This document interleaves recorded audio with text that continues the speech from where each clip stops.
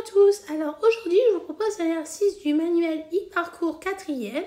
Donc cet exercice portera sur la réciproque du théorème de Pythagore.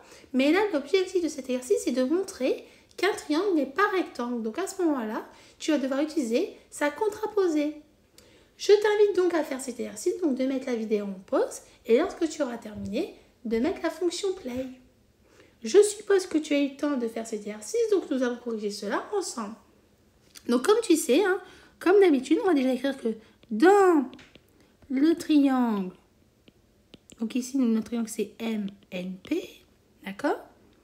Et bien on va identifier notre plus grand côté. On remarque que le plus grand côté c'est notre segment NP. Donc on va mettre le segment NP et le plus grand côté.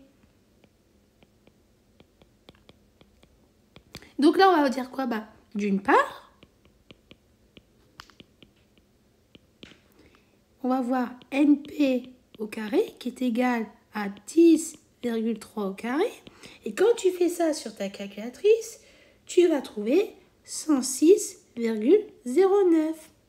Donc ensuite, si tu fais d'autre part, tu vas faire la somme des deux autres côtés. Donc c'est-à-dire tu vas avoir MN plus MP au carré.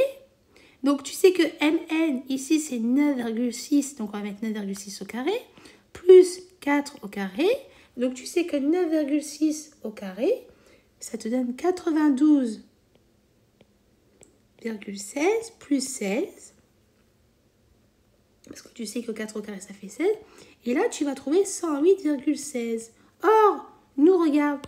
Ici, lorsqu'on avait calculé NP au carré, on avait trouvé 106,08. Et là, en calculant MN au carré plus MP au carré, tu trouves 108,16.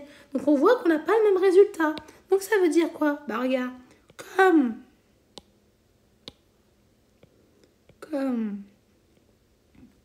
NP au carré est différent de MN au carré plus MP au carré, et on peut dire quoi? Que le triangle MNP n'est pas rectangle.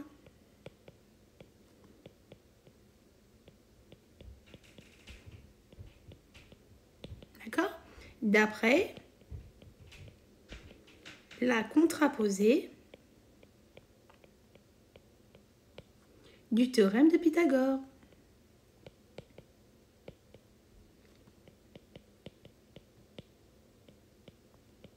Voilà.